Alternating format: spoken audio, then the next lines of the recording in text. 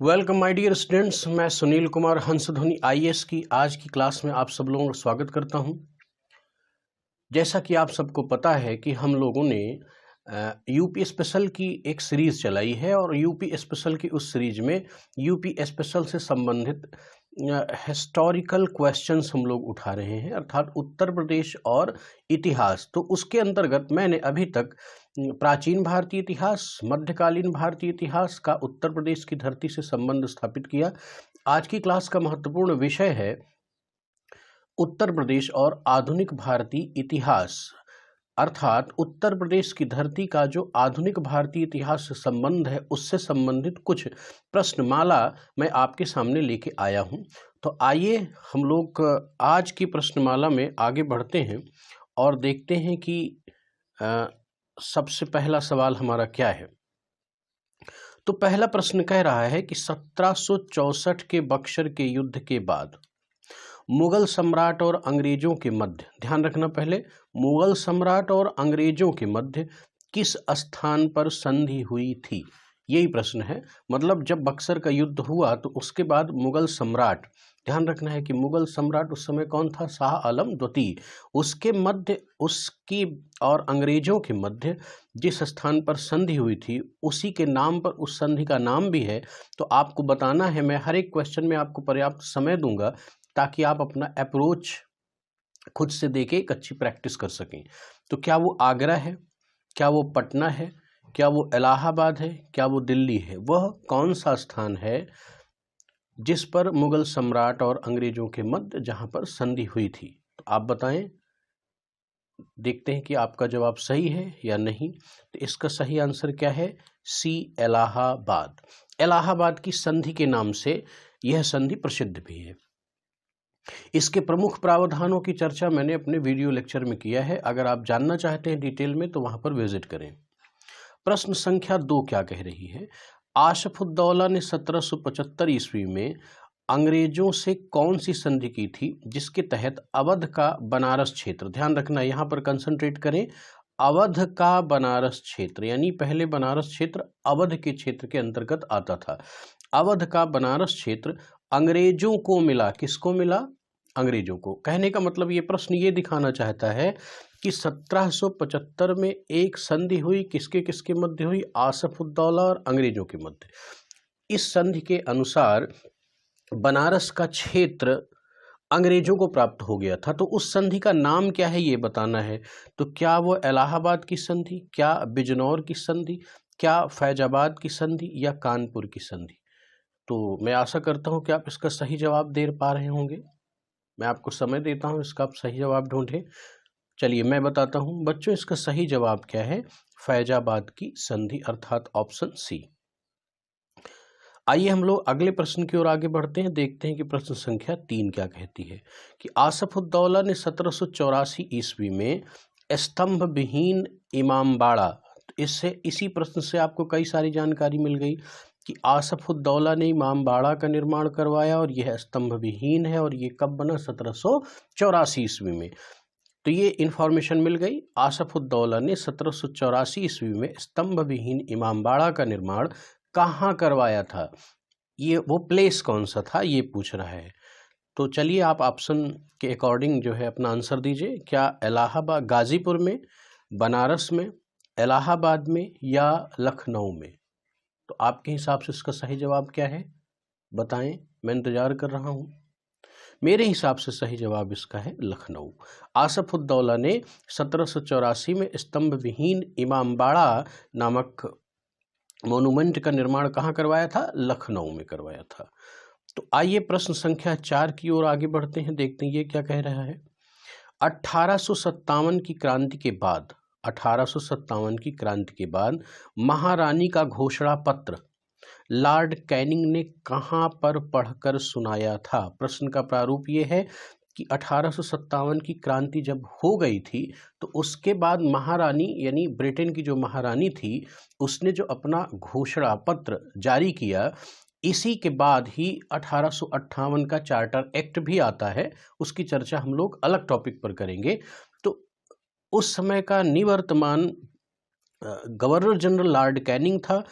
तो प्रश्न ये है कि उसने महारानी का घोषणा पत्र पढ़कर कहाँ पर सुनाया था? क्या लखनऊ में, क्या इलाहाबाद में, क्या आगरा में या गोरखपुर में?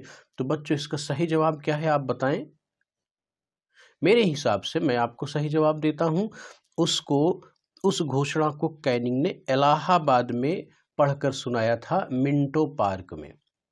तो इस तरह से बच्चों हम लोग अगले प्रश्न की ओर बढ़ते हैं और देखते हैं कि प्रश्न संख्या 5 क्या कह रहा है।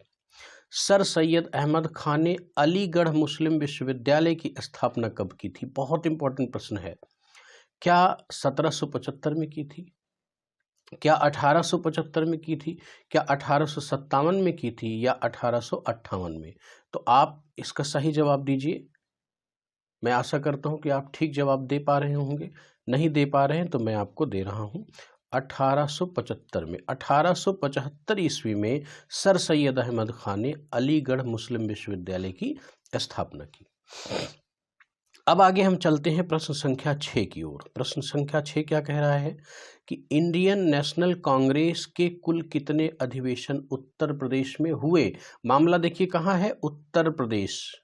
और क्या इंडियन नेशनल कांग्रेस यानी जो आईएनसी है उसके कुल कितने अधिवेशन उत्तर प्रदेश में हुए? प्रश्न ये है, तो ध्यान रखना है कुल कितने हुए थे, क्या 6, 7, 8 या 9? तो इसका सही जवाब क्या है बच्चों? 9। कुल कितने अधिवेशन हुए थे? 9। 3 लखनऊ में हुए थे, 3 इलाहाबाद में हुए थे और 3 में से एक अलग अलग प्लेसेस पर। इसकी पूरी जानकारी के लिए आप इसका करस्पॉन्डिंग लेक्चर देखें, तो वहां पर पूरा मैंने डिटेल समझाया है और ये सारे संभावित सवाल हैं। प्रश्न संख्या 7 क्या कह रहा है कि 1888 ईस्वी में इलाहाबाद अधिवेशन की अध्यक्षता किसने की थी? पहले ध्यान समझ लें, इलाहाबाद अधिवेशन का मतलब क्या है कि आईएनसी अर्थात इंडियन नेशनल कांग्रेस का वह अधिवेशन जो इलाहाबाद में हुआ, उसके अधिवेशन की अध्यक्षता किसने की थी, यह सवाल है। और इस सवाल में आपको ये आंसर भी दिया जा रहा है कि वो कब हुआ था, 1888 ईस्वी में। तो ये इन्फॉर्मेशन भी आपको मिल गई। तो आइए इसका सही जवाब दीजिए। क्या WC बनर्जी ने दिया था, क्या बेडनबर्ग ने दिया था, क्या जॉर्ज यूले ने दिया था या महात्मा गांधी ने किया था? इसकी अध्यक्षता किसने किया था बताइए? तो सही जवाब ये है जॉर्ज यूले ने। और ध्यान रखना है कि जॉर्ज यूले इसी अधिवेशन के बाद प्रथम अंग्रेज भी बनता है जिसने, अर्थात कोई पहला अंग्रेज जिसने आईएनसी की अध्यक्षता की। प्रश्न संख्या 8 की ओर आगे बढ़ें तो देखते हैं कि क्या है कि कांग्रेस के कुल कितने अधिवेशन लखनऊ में हुए थे? यह भी अच्छा प्रश्न है, यह भी बन सकता है यूपी स्पेशल में 1 लाइनर क्वेश्चंस में, ये बिल्कुल बन सकता है। तो मैंने अभी आपको बताया था, लेकिन फिर भी आप अपने IQ से इस प्रश्न का सही जवाब दें। क्या 2 या 3 या 4 या 5? तो आपके हिसाब से सही जवाब क्या होगा? मेरे हिसाब से सही जवाब क्या है? 3। अभी मैंने आपको बताया कि उत्तर प्रदेश की धरती में आईएनसी के कुल कितने अधिवेशन हुए, तो कुल 9 अधिवेशन हुए। अब इन 9 में 3 कहाँ हुआ? इलाहाबाद में हुआ। 3 कहाँ पर हुआ? लखनऊ में हुआ। और एक सेपरेट प्लेसेस पर हुए। ये जानकारी मैंने अभी आपको दी। तो इसका सही जवाब क्या है? B अर्थात 3। तो आइए हम लोग अगले प्रश्न की ओर आगे बढ़ते हैं और देखते हैं कि अगला प्रश्न क्या कह रहा है। प्रश्न संख्या 9 ये क्या कह रहा है कि 1920 में खिलाफत कमेटी की बैठक कहाँ हुई थी? बहुत मजेदार प्रश्न है, बहुत छोटा और बहुत ही जबरदस्त प्रश्न है। पूरी तरह संभावित है कि अगले किसी भी एग्जाम में ये आ जाए। और ध्यान रखना है बच्चों, विषयांतर नहीं होना है कि हमारी जो प्रश्नमाला है वो उत्तर प्रदेश और मॉडर्न हिस्ट्री ऑफ इंडिया से रिलेटेड है। तो 1920 में खिलाफत कमेटी की बैठक क्या लखनऊ में हुई या कानपुर में हुई या इलाहाबाद में हुई या आगरा में हुई? तो सही जवाब इसका क्या है आप दीजिए, मैं आपको समय दे रहा हूं। तो इसका सही जवाब है इलाहाबाद में, अर्थात मोतीलाल नेहरू के निवास स्थल आनंद भवन में यह बैठक हुई थी। प्रश्न संख्या 10 की हम और आगे बढ़ें तो देखते हैं कि प्रश्न क्या कह रहा है। 1920 ईस्वी में भारतीय कम्युनिस्ट पार्टी का गठन किस शहर में किया गया था? 1920 में भारतीय कम्युनिस्ट पार्टी का गठन किस शहर में किया गया था? ध्यान रखें, भारतीय कम्युनिस्ट पार्टी का गठन की तिथि भी यहाँ आपको मिल गई 1920। तो किस शहर में किया गया था? क्या दिल्ली में किया गया था, या कानपुर में किया गया था, या वाराणसी में, या लखनऊ में? आप अपने आईक्यू से दीजिए इसका सही जवाब। अगर आपने मेरे वीडियो लेक्चर्स देखे हैं, उत्तर प्रदेश से संबंधित जितने भी लेक्चर हैं, अगर आपने उसको देखा है गंभीरता से, तो निश्चित रूप से इसका सही जवाब आप दे पाएंगे। फिलहाल मैं आपको सही जवाब देता हूं। इसकी स्थापना कहाँ हुई थी? कानपुर में हुई थी। सही जवाब क्या है इसका? बी, कानपुर। प्रश्न संख्या 11 की ओर आगे बढ़ते हैं और देखते हैं कि 11 क्या कह रहा है। 1920 में बाबा रामचंद्र ने अवध किसान सभा का गठन यहाँ पर की हो गया, जबकि नहीं होना चाहिए था, का होना चाहिए था। 1920 में बाबा रामचंद्र ने अवध किसान सभा का गठन कहाँ किया था? कौन? बाबा रामचंद्र। कंसंट्रेट करें, बड़ा इंपॉर्टेंट फैक्ट है, यूपी स्पेशल के भी तहत इसको उठाता है और मॉडर्न हिस्ट्री के तहत भी ऐसे क्वेश्चन उठाए जाते हैं। तो क्या प्रतापगढ़ है, या गाजीपुर है, या बलिया है, या बदायूं है? तो बच्चों इसका सही जवाब क्या है कि प्रतापगढ़। बाबा रामचंद्र ने 1920 में अवध किसान सभा, ये ध्यान रखना है, सदैव ध्यान रखना, अवध पर कंसंट्रेट करो, क्योंकि किसान सभा के आगे कई सारे नाम लगेंगे। तो यहाँ पर अवध जिसके साथ लगा हो उसका संबंध बाबा रामचंद्र से है, और वह प्रतापगढ़ में। अगले प्रश्न की ओर आगे बढ़ते हैं। प्रश्न संख्या 12 क्या कह रहा है कि 1924 ईस्वी में हिंदुस्तान रिपब्लिकन एसोसिएशन, और देखिए ये क्या पूछा जा रहा है, ये कुछ नहीं है, ये HRA के बारे में पूछा जा रहा है। HRA अर्थात हिंदुस्तान रिपब्लिकन एसोसिएशन की स्थापना कहाँ की गई थी? अर्थात जो HRA, ये HRA क्या है? क्रांतिकारी आंदोलन को संचालित करने वाला एक ग्रुप है। तो इसकी स्थापना कहाँ की गई थी 1924 में? यही प्रश्न है। तो क्या काकोरी में की गई थी, क्या कानपुर में, क्या मथुरा में, क्या बलिया में? सही जवाब आप सोचें और आंसर दें। मैं आपको समय दे रहा हूं। चलिए मैं बताता हूं। इसका सही आंसर है कानपुर। चंद्रशेखर आजाद की अध्यक्षता में चंद्रशेखर आजाद, राम प्रसाद बिस्मिल, अशफाक उल्लाह खां, रोशन सिंह, राजेंद्र लाहिड़ी इत्यादि महान क्रांतिकारियों ने इस ग्रुप का गठन किया था 1924 में, और इसी ग्रुप के सदस्यों ने आगे चल के काकोरी कांड किया था, और उसी के तहत 4 लोग, राम प्रसाद बिस्मिल, राजेंद्र लाहिड़ी, अशफाक उल्लाह खां और रोशन सिंह को फांसी दी गई थी। चंद्रशेखर आजाद पकड़े नहीं गए थे। तो इस तरह से इसका सही जवाब क्या होगा? बी, कानपुर। आइए हम लोग अगले प्रश्न की ओर बढ़ते हैं और देखते हैं कि अगला प्रश्न क्या कह रहा है। अगला प्रश्न कह रहा है कि प्रश्न संख्या 13 कह रहा है कि 1920 में खिलाफत कमेटी की बैठक कहाँ हुई? नहीं, सॉरी, ये प्रश्न गलत हो गया है, ये मिस टाइपिंग की प्रॉब्लम है। दरअसल इस प्रश्न का सही प्रारूप ये है कि इस प्रश्न को मिलाना है, इस प्रश्न को मिलान करना है, और ये प्रश्न काकोरी कांड के जितने सदस्य थे उनको फांसी देने से संबंधित है। खैर चलिए, इस प्रश्न को छोड़ के हम लोग आगे बढ़ते हैं। अगले प्रश्न की ओर आगे बढ़ते हैं। प्रश्न संख्या 14। प्रश्न संख्या 14 क्या कह रहा है कि इलाहाबाद के अल्फ्रेड पार्क में, जिसको हम लोग कंपनी बाग के नाम से भी जानते हैं, अल्फ्रेड, अब उसका नाम बदल के चंद्रशेखर आज़ाद पार्क ही कर दिया गया है। इलाहाबाद के अल्फ्रेड पार्क में चंद्रशेखर आज़ाद की शहादत का सही दिन क्या था? मतलब चंद्रशेखर आज़ाद जिस दिन शहीद हुए थे उस डेट के बारे में ये प्रश्न पूछना चाहता है।